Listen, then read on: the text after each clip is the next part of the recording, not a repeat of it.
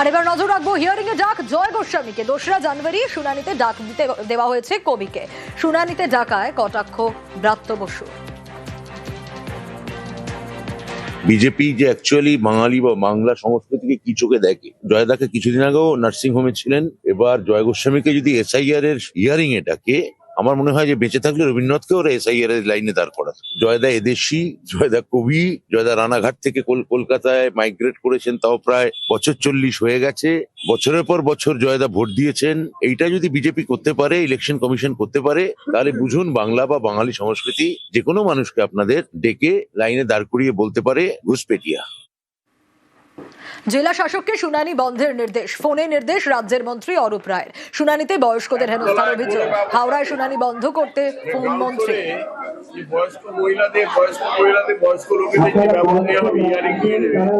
আমি নিজে এসেছি, কোনো ব্যবস্থা নেই নিচে, একতলায় কোনো ব্যবস্থা নেই।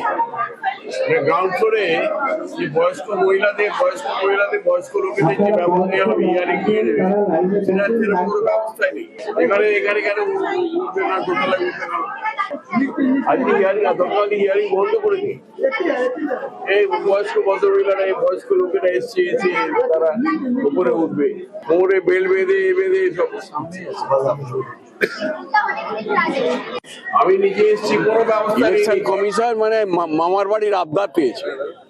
মামার বাড়ির আবদার ছাড়া কিছু নয়। ইলেকশন কমিশন যা পাচ্ছে তাই করছে, মানে যাদের ডাকার কথা না তাদেরকেও ডাকছে। এবং বৃদ্ধা মহিলা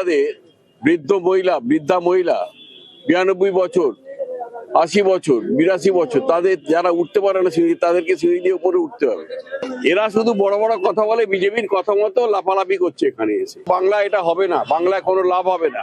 যেটা বিহারে হচ্ছে সেটা বাংলায় হবে না, এটা মনে রাখি।